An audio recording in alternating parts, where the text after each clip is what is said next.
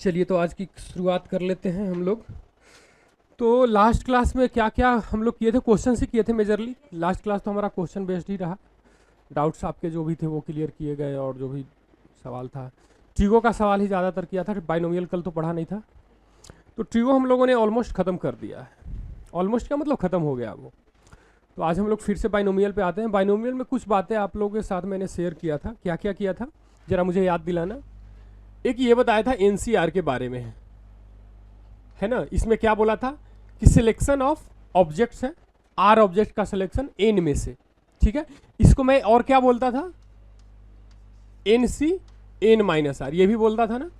और इसका मतलब भी बताया था कि मैं कि अब क्या कर रहा हूं, मैं आर ऑब्जेक्ट्स को छोड़ रहा हूं, है ना।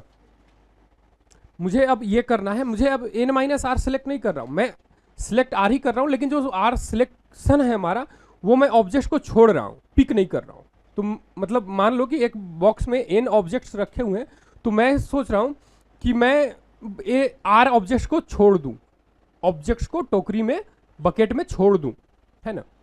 तो उसके लिए ये है, डन है ऐसा। इसी कारण से ये दोनों इक्वल हो जा रहे हैं, क्योंकि सिलेक्शन तो आर को पिक करो या फिर आर को छोड़ दो, दोनों ही केस में सिलेक्शन बराबर आएगा, है ना। ये चीजें हैं। इसके बाद एक दो प्रॉपर्टीज की बात करी थी। N C r equal to n by r n minus one C r minus one, है ना। और कुछ बोला था, हाँ एक ये बोला था n C r plus n C r minus one होता है n plus one C r. ये दो प्रॉपर्टीज जो हम लोगों ने लास्ट क्लास में देखी थी। कुछ क्वेश्चंस भी इस पे देखे थे क्या, कुछ क्वेश्चन भी देखे थे। चलो तो देखते हैं आप लोग कितना सीखे हैं। थोड़ा सा इस पे ही कुछ क्वेश्चंस मैं ले रहा हूं और मैं देखना चाहता हूं कि आप लोग कर पा रहे हो या नहीं। N C three equal to twice of n C two दिया हुआ है, फाइंड करना है आपको एन। फाइंड करना है आपको एन, बस सोचना है ना। और सोचकर जवाब दीजिए, पेन कम यूज कीजिए। इजी क्वेश्चन है, ट्रिकी क्वेश्चन है। अगर फॉर्मूला जो लास्ट हम लोग पढ़े हैं वो याद है तो हो जाएगा।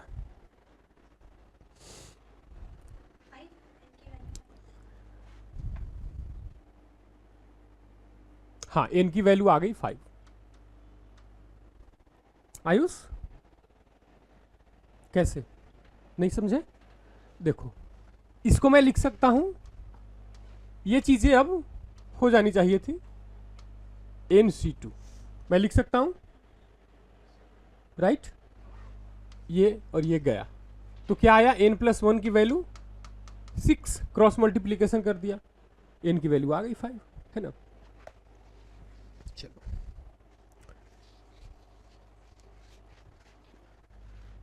एक और क्वेश्चन।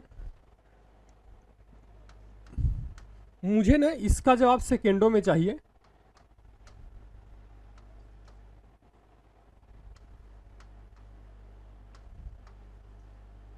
बताओ के वन की वैल्यू।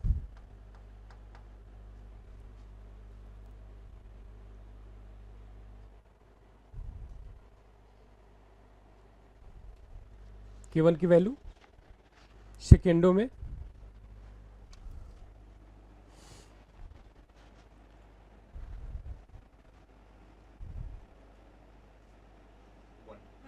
वन।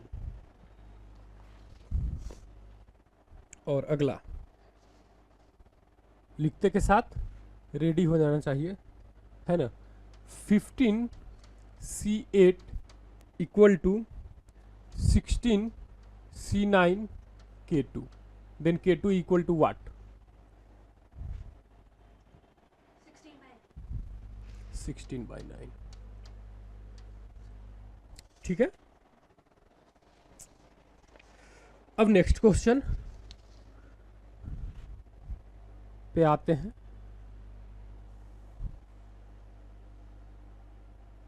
ये ऐसे,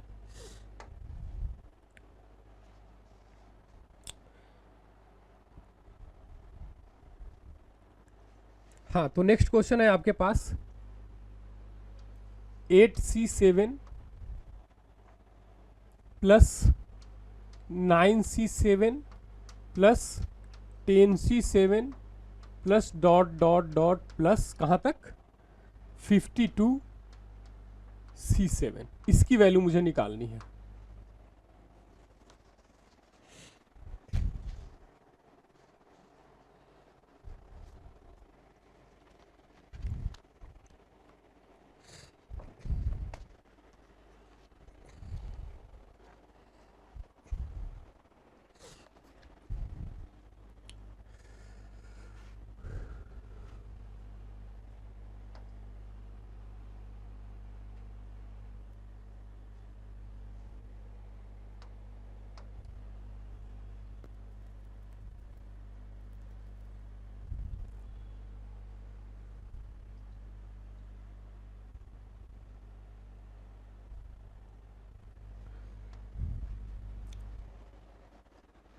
विजुअल है ना सबको?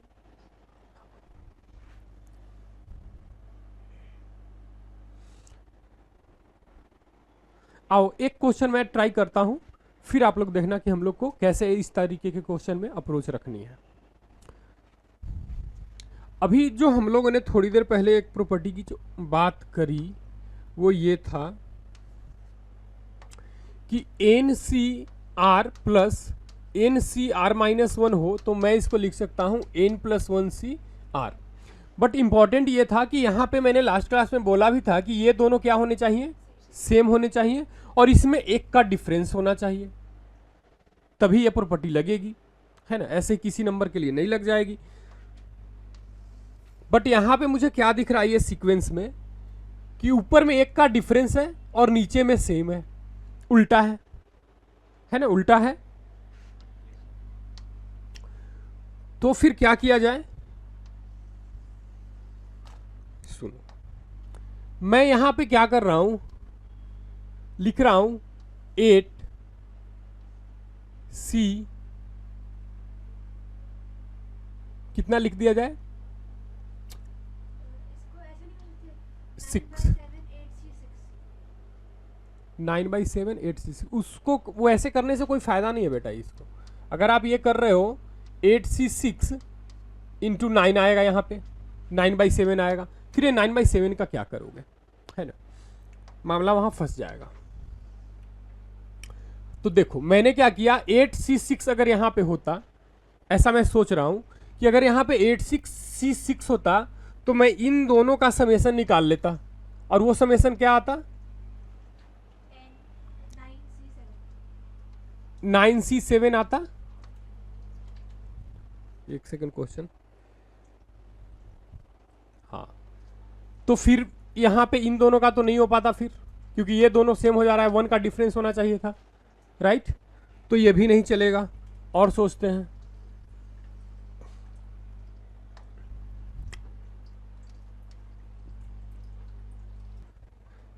यहां पे एक एलिमेंट मिसिंग था, वो ये है प्लस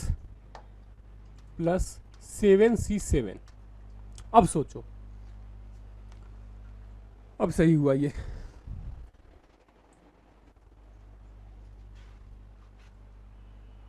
ठीक है।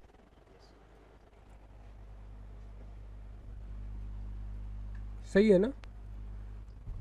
इन दोनों का क्या आएगा, नहीं आएगा, तो इन दोनों का नहीं आएगा तो मैं क्या करूंगा, इसको मैं लिख सकता हूं 8C8, इसको मैं 8C8 भी लिख सकता हूं, और इन दोनों का आ जाएगा,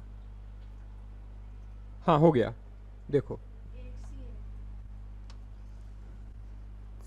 देखना यहां पे क्या लिखा हुआ है 7C7, एक एलिमेंट मिस हो गया था, बट कोई बात नहीं। ये मुझे बताओ कि NCN की वैल्यू क्या होती है 1, तो ये वैल्यू N-1 CN-1 की भी होगी, मतलब कोई भी हो यहाँ और यहाँ बस अगर सेम होना चाहिए, है ना। तो मैं 7C7 की जगह पे क्या लिख सकता हूँ 8C8, और 8C8 लिख दूंगा, ये दोनों सेम है और ये इन दोनों में एक का डिफरेंस है ना। तो इसकी वैल्यू क्या हो जाएगी 8C 9C8, 9C8 है ना, 9C8 हो गई।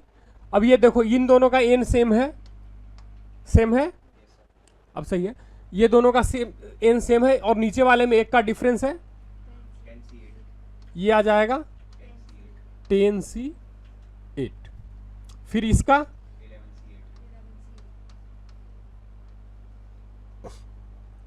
तो ऐसे ही अगर हम चलते जाएंगे तो यहां कहीं आएगा आपके पास 52C8 आएगा, ऐसे ही चलते चलते आएगा, जो इसके साथ कंबाइंड हो जाएगा, कंबाइंड होगा, कंबाइंड होकर क्या आएगा 53C8। ये रहा, यहां पे थोड़ा सा स्टार्टिंग में मिस हो गया था एक एलिमेंट, जिसके कारण से कंफ्यूजन हो गया है ना। समेशन r इक्वल टू 0 से 20 लिखा हुआ है, 50 माइनस आर सी 6, इसकी वैल्यू मुझे निकालनी है।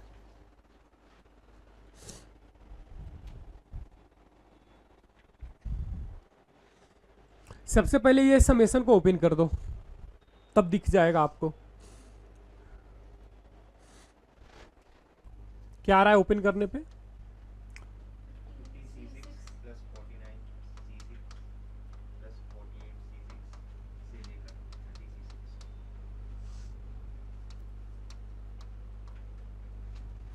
देखो जब भी एनसीआर का समेशन जैसा कोई भी क्वेश्चन हो ना, एनसीआर का जब भी कोई समेशन का क्वेश्चन और नीचे हमेशा सेम रहता है, नीचे हमेशा सेम रहता है, आर की जगह पे हमेशा सेम है, तो हमेशा हमें एक बार के लिए ये जरूर सोच लेना है, इस प्रॉपर्टी के बारे में एक बार जरूर सोचना है, ठीक है, इसी प्रॉपर्टी के बारे में एक बार जरूर सोचना है। बाकी और भी चीजें हो सकती है, बट इसके बारे ये अप्रोच एक बार जरूर रखेंगे ऐसे क्वेश्चंस में जब भी आर की जगह पे सेम आता है।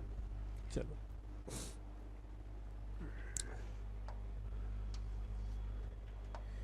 इसको मैं लिख रहा हूं, यहां पे आया होगा 31C6, 30C6।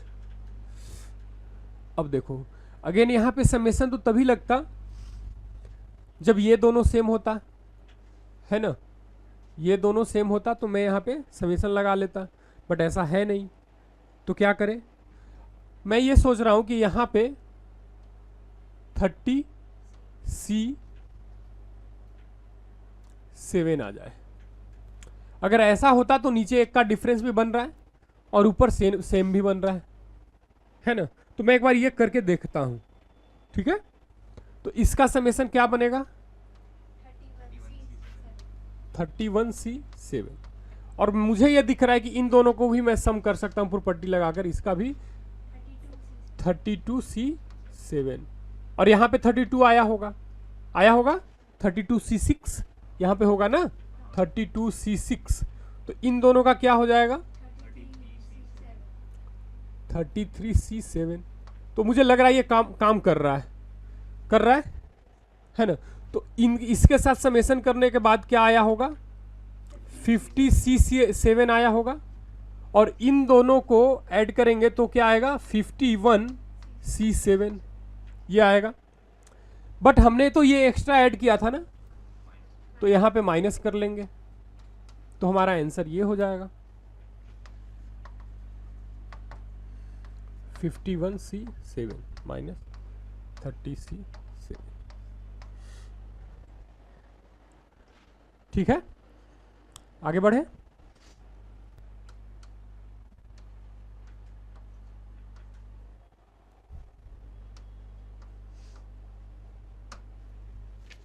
बताओ एन की वैल्यू, इसमें आपको फाइंड करना है एन।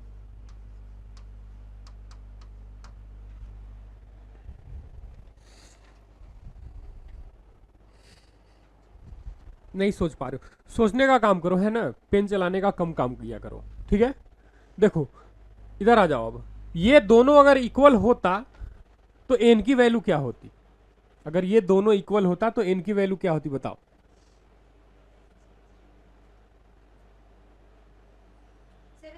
7।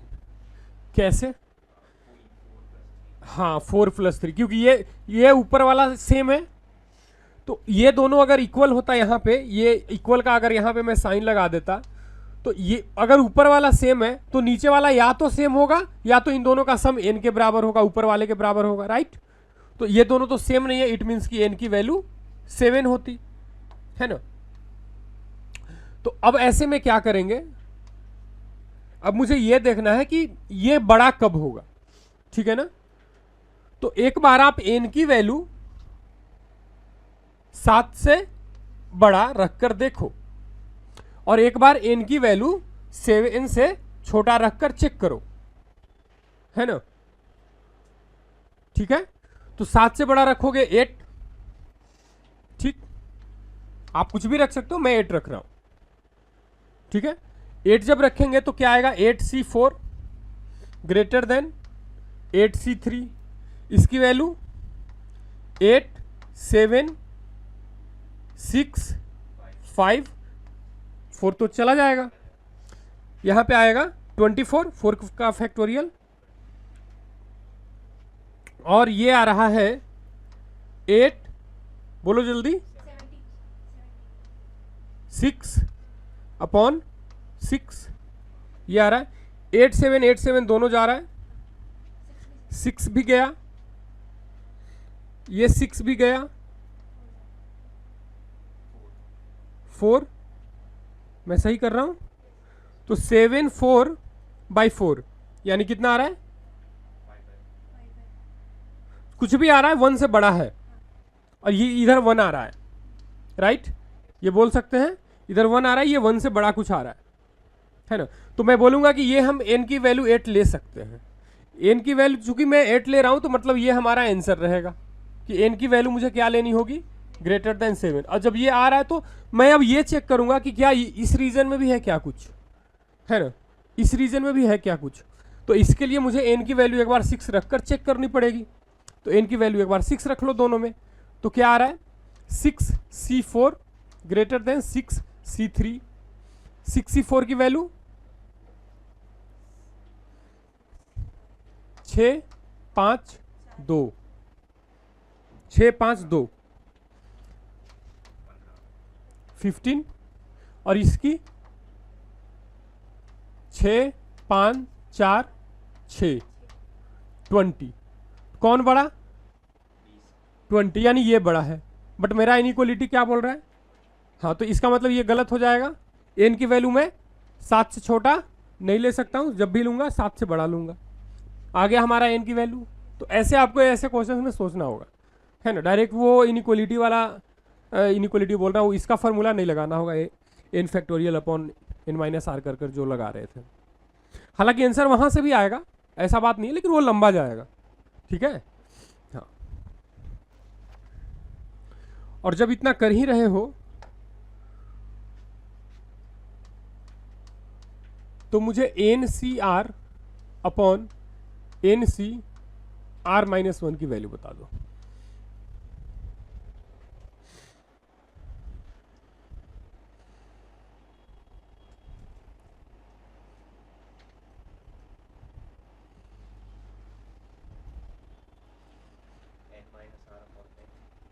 n-r अपॉन नहीं,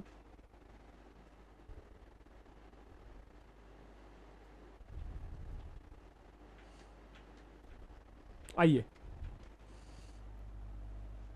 सोचो, इधर आओ, इसको खोलूंगा ऊपर वाले को, n factorial r factorial n-r factorial, इसका n फैक्टोरियल, नीचे में r-1 फैक्टोरियल और n+1 - r फैक्टोरियल, यही आएगा, ठीक है।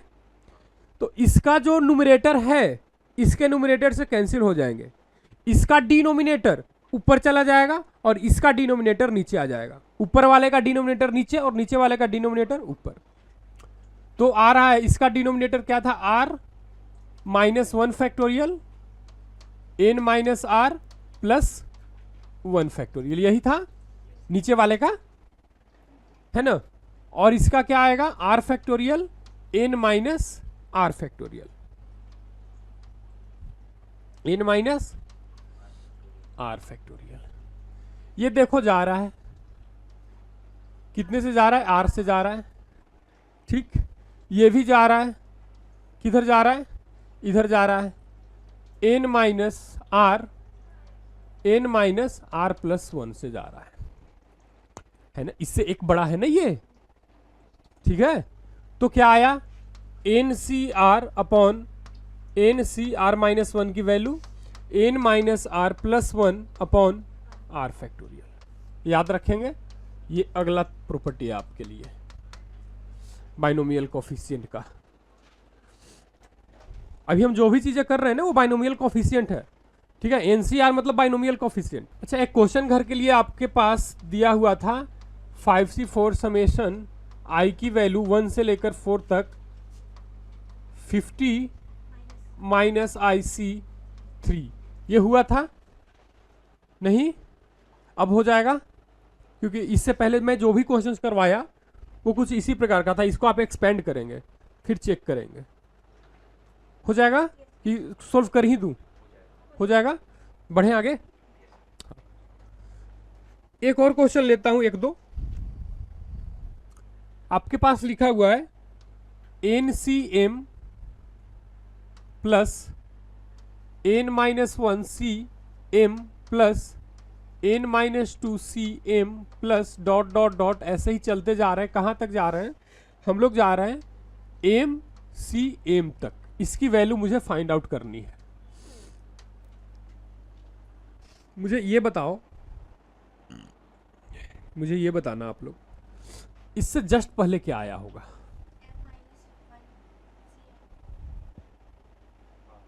पक्का? मुझे सुनो सुनो, ऐसे मत सोचो, थोड़ा गड़बड़ हो रहा है। यहां से यहां जा रहे हैं तो क्या हो रहा है, एक माइनस हो रहा है। यहां से यहां जाएंगे तो एक, तो यहां से भी यहां गए होंगे तो एक, तो ये क्या होगा, है ना।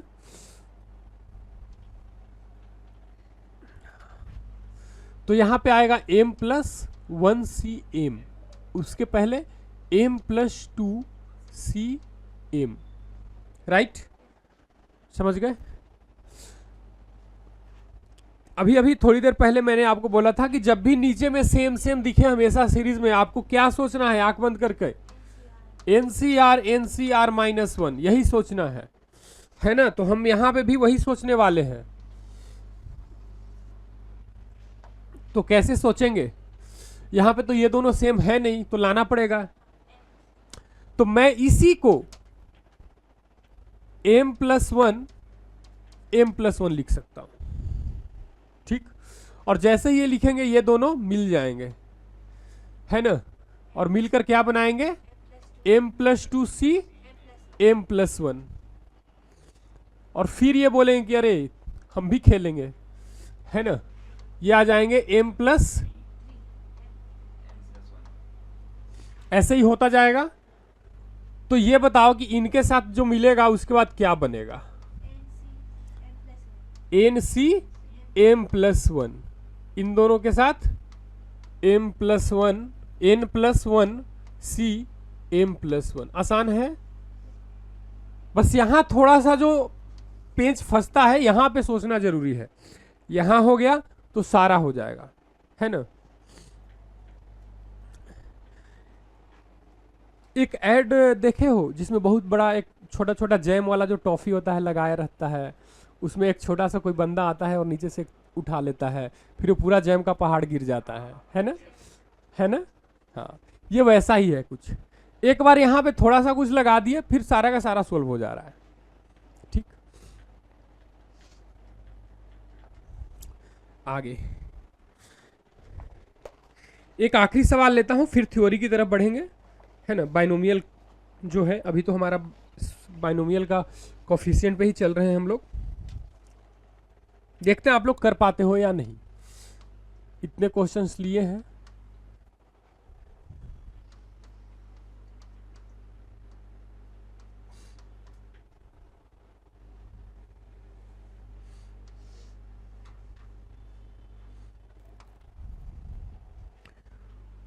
C2 23C3 plus dot dot dot plus 97 C 76। इसमें थोड़ा सा और सोचना पड़ेगा, समझे। 2 मिनट का टाइम देता हूं, देखता हूं आप लोग कर पा रहे हो कि नहीं। अब आगे बढ़ते हैं हम लोग अपने नेक्स्ट सफर पे। तो बाइनोमियल थ्योरम में आपको स्टार्टिंग में बोला था कि क्या होता है, ये इसमें दो डिफरेंट टर्म होते हैं और उसका पावर हाईएस्ट पावर जैसे कि होता है, जैसे कहने का मतलब ऐसा कुछ। ये दो अलग अलग टर्म है, इसका मैं पावर कर रहा हूं, ठीक है। तो इसको एक्सपेंड करेंगे, वो एक्सपेंड करके इसके बारे में थोड़ी बहुत स्टडी करेंगे। मेनली हमारा यही काम था यहाँ। तो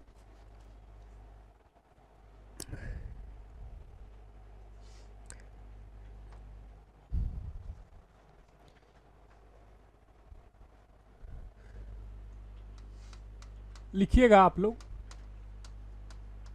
न्यूटन्स बाइनोमियल एक्सपेंशन। इससे पहले इसमें एक पास्कल एक्सपेंशन भी आता है, बट वो यूज का नहीं है, तो मैं वहां पे नहीं जा रहा हूं, सीधे न्यूटन्स वाले पे ही आ रहा हूं, क्योंकि इसी पे ही सारे ये पूरा चैप्टर बेस्ड है ना।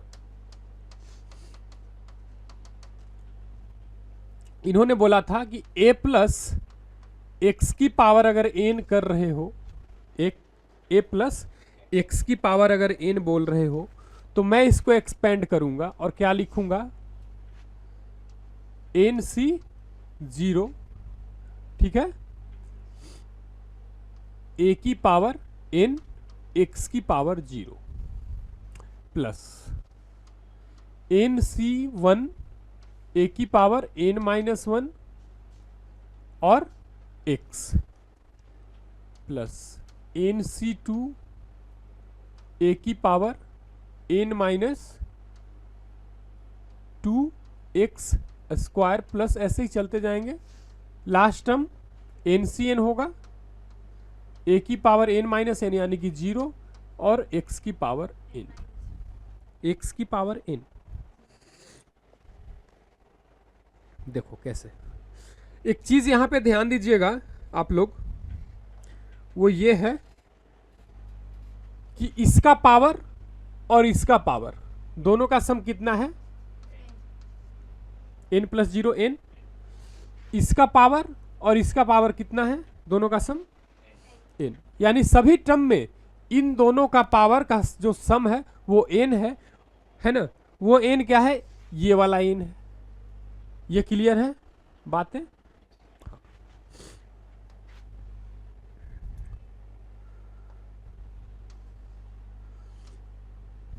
लिख लिए।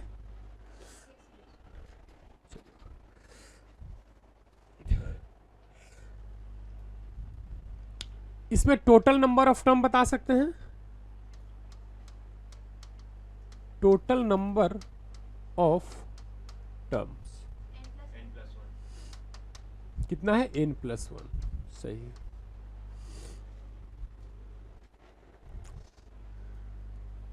और चलिए, तो अब मुझे ये बता दीजिए कि इसका जनरल टर्म मैं आपसे पूछ दूं, जनरल टर्म तो क्या होगा, जनरल टर्म अगर पूछ दिया जाए तो क्या होगा। NCR में लिखना चाह रहा हूं यहां पे, ठीक है। NCR a की पावर क्या आएगा, n माइनस आर, एक्स की पावर r। जरा ध्यान से ऑब्जर्व कीजिएगा, हर एक टर्म को ऑब्जर्व कीजिए।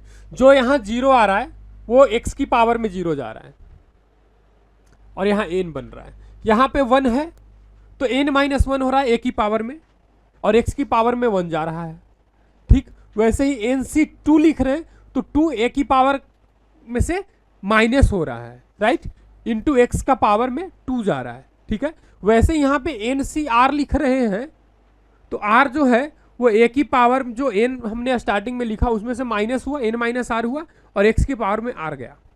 क्लियर। चलिए अब सुनिए अगली बात, ये कौन सा टर्म होगा, ये सोचिए, ये है T1 है ना, फर्स्ट टर्म T1, ये है T2, ये है T3। ऑब्जर्व ये करना है कि यहां पे मैं जब 3 लिख रहा हूं ना तो यहां पे 2 आ रहा है, यहां पे 2 लिख रहा हूं तो यहां 1 आ रहा है।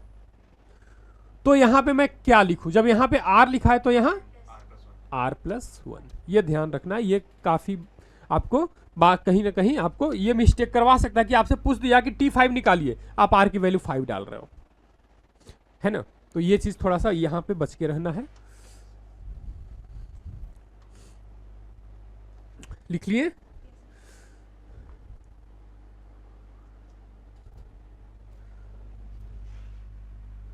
तो इसी को मैं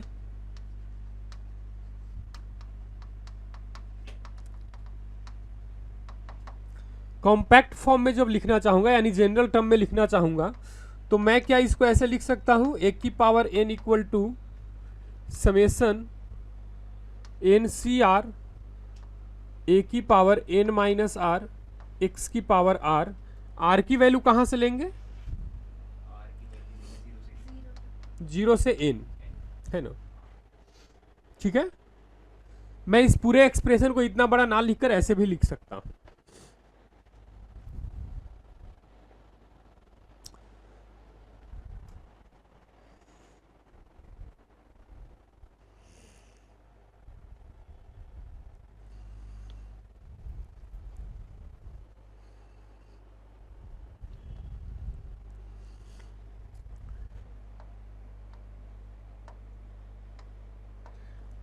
इस चीज को मैं क्या बोलता हूं,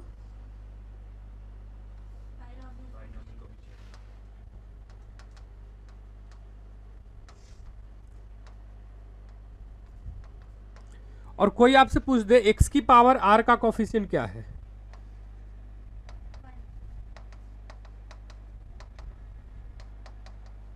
कोफिशिएंट ऑफ x की पावर r। अगर कोई टर्म आपको ये एक्सपेंड करके दिया हुआ है, आपसे कोई पूछ दे कि एक्स स्क्वायर का कोफिशिएंट इसमें क्या है, तो NC2 a की पावर n-2। ठीक है, तो अगर कोई आपसे पूछ दे कि x की पावर r का कोफिशिएंट क्या है, तो जो x की पावर r के साथ लगा हुआ है वही होगा ना। तो यहां पे क्या है, ये पूरा कंप्लीट, ये जो है ये, तो ये हो जाएगा NCR a की पावर n-r।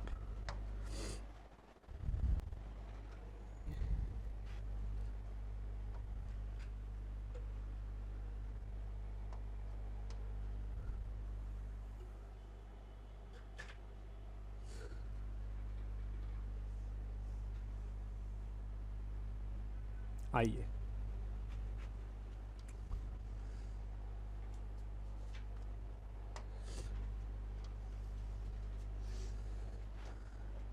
मैंने आपको ये बताया कि a प्लस एक्स की पावर n जो होता है वो NC0 a की पावर n, NC1 a की पावर n-1 x प्लस ऐसे ही डॉट डॉट डॉट NCn तक, a की पावर 0 x की पावर n तक, ये बताया। और मैंने आपको बोला कि आप इसमें ना TR+1 निकालिए, तो आपने ये बोला कि NCR a की पावर n-r x की पावर r होगा। ठीक है, लेकिन ये कब होगा, जब मैं फ्रॉम स्टार्टिंग देख रहा हूं। कहां से देख रहा हूं,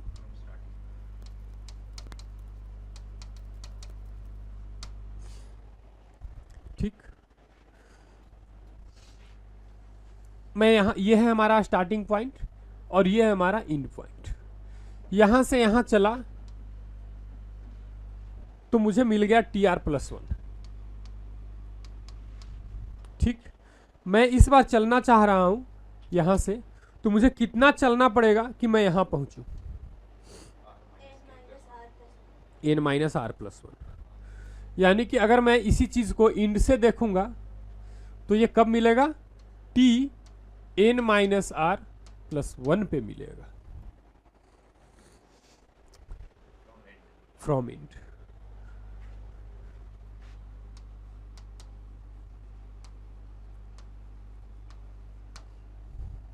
फ्रॉम इंट।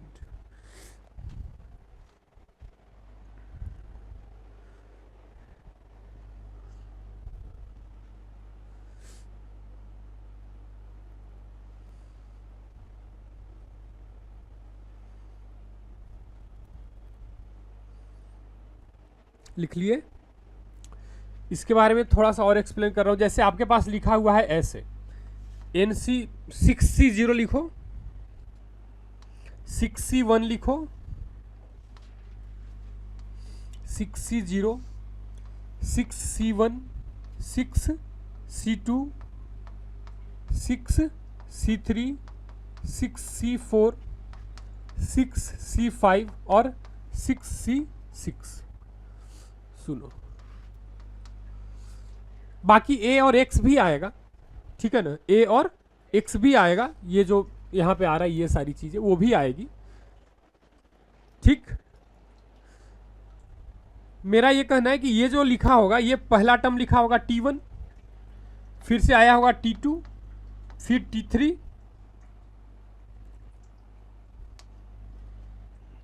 ये क्या हो जाता है, हाँ, plus T3, T4, T5, T6 और T7, इतने आए होंगे, ठीक। मुझे ना T2 के पास आना है, मुझे T2 के पास आना है। n की वैल्यू याद रखना, यहाँ पे 6 मैंने ले रखा है ना, 6, ठीक है। मुझे T2 के पास आना है, तो स्टार्टिंग से चलेंगे तो कहाँ पहुंचेंगे, R+1 यानी कि 1+1 पे पहुंच गए, निकाल लोगे। मुझे यहां से जब चलना होगा, R की वैल्यू यहां पे आपने क्या ले रखी है, 1। यहां से अगर मुझे चलना होगा और T2 पे पहुंचना है तो मुझे कितना चलना पड़ेगा, बोलो, 1।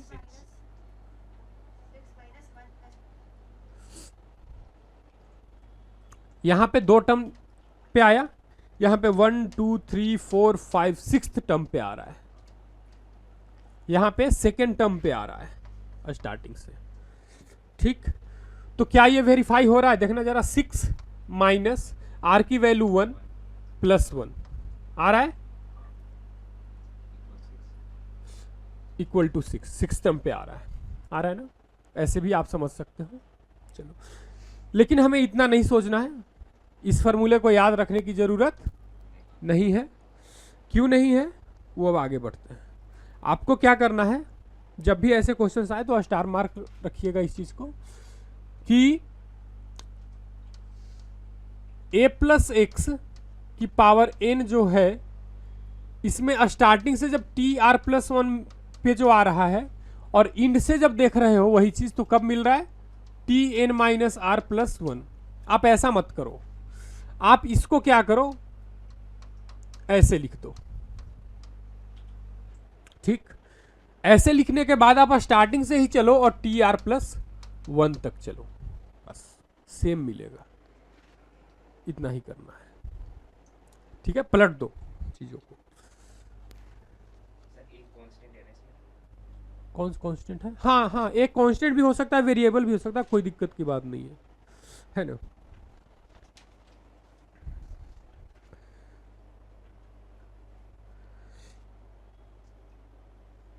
मतलब मैं ये बोला आपको कि a+x की पावर n का rth टर्म या फिर R+1th टर्म, कोई भी टर्म बोलो, फ्रॉम स्टार्टिंग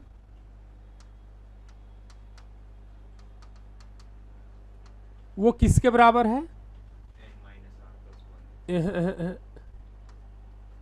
x+a का पावर n का rth टर्म फ्रॉम स्टार्टिंग।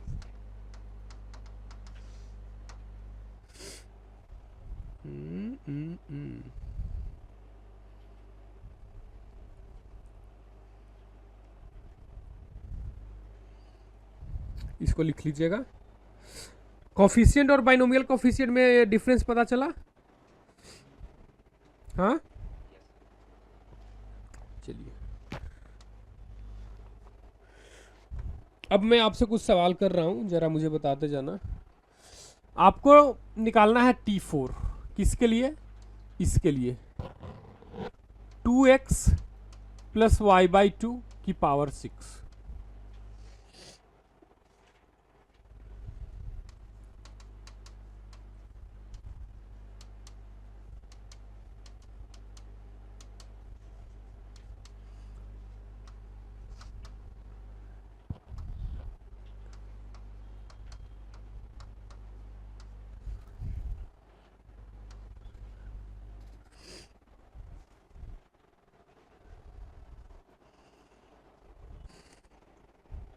आज आपकी टेस्ट भी है ना, ठीक है, तो आज छोड़ता हूँ यहीं पे कहानी को, ये 2 क्वेश्चन के साथ।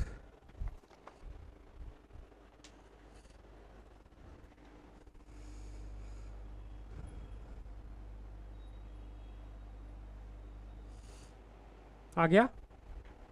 देखिए मुझे T4 निकालना है। T4 निकालने से पहले किसी भी इस तरीके के क्वेश्चन में आप TR+1 निकाल लो। क्या निकाल लो? TR+1। क्या आएगा TR+1? NC यानी कि 6CR और आगे 2x की पावर 6 माइनस R इंटू, कुछ नहीं करना, वो बस ऐसे ही रखना, वो एक ही जगह पे सोचो कि वो पूरा का पूरा A है, y/2 लिखा हुआ है, ये पूरा का पूरा x है, x ऐसे, तो ये आ जाएगा y/2 की पावर R। अब R की जगह आपको क्या रखना है? 3, तो R की जगह 3 रख दो, तो ये आ जाएगा 6C3 2x की पावर 3 y की पावर 3 2 की पावर 3, ये 2 की पावर 3 इसको लेकर चला जाएगा और आ जाएगा 6C3 x y की पावर 3। खत्म कहानी। ये क्वेश्चन में क्या करेंगे, हमें x का कोफिशिएंट निकालना है। ऐसे भी क्वेश्चन में आपको क्या करना है, पहले TR+1 ही निकालेंगे। TR+1 क्या आएगा? n की जगह पे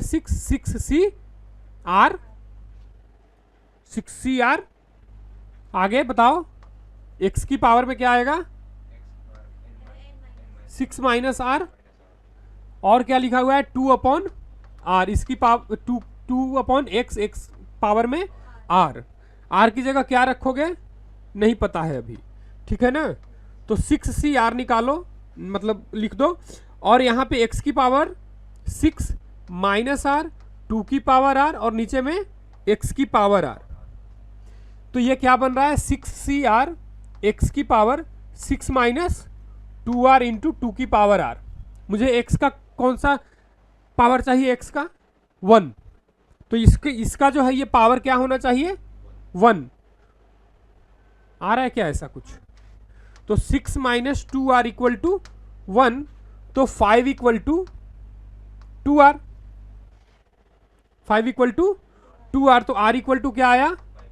5/2। 5/2 नहीं हो सकता क्योंकि R होल नंबर हो सकता है, इट मीन्स कि इसमें बोलेंगे नो एग्जिस्ट, ठीक है, x वाला टर्म इसमें आने वाला ही नहीं है, ठीक है ना, इसमें ऐसा कोई टर्म नहीं आएगा जिसमें सिर्फ x हो, पावर x की पावर में 1 हो, समझ गए। इसी क्वेश्चन में आपसे मैं पूछ देता कि आप बताओ कि वो टर्म बताओ जो इंडिपेंडेंट ऑफ x है, इंडिपेंडेंट ऑफ x, या फिर मैं आपसे ये पूछ देता कि कांस्टेंट टर्म, सभी एक ही चीज है, इंडिपेंडेंट ऑफ x कहने का मतलब x की पावर 0, कांस्टेंट टर्म कहने का मतलब क्या हुआ? x की पावर 0, तो उस केस में हमें क्या करना होगा? इसी को 0 के बराबर कर दो, तो r की वैल्यू 3 आएगी। उसका कोफिशिएंट निकालना था तो निकाल लेते r की जगह पे 3 रख के, समझ गए। अगर इसी में आपसे कोई क्वेश्चन पूछ देता कि जो आपने इंडिपेंडेंट टर्म निकाला है उसका बाइनोमियल कोफिशिएंट बताओ, कितना आएगा? हाँ, वो कोफिशिएंट है, मैंने आपसे बाइनोमियल कोफिशिएंट पूछा है, 6C3 होगा। हाँ, ये ध्यान रखिएगा, दोनों चीजें हो गया। आज इतना ही रहने देते हैं।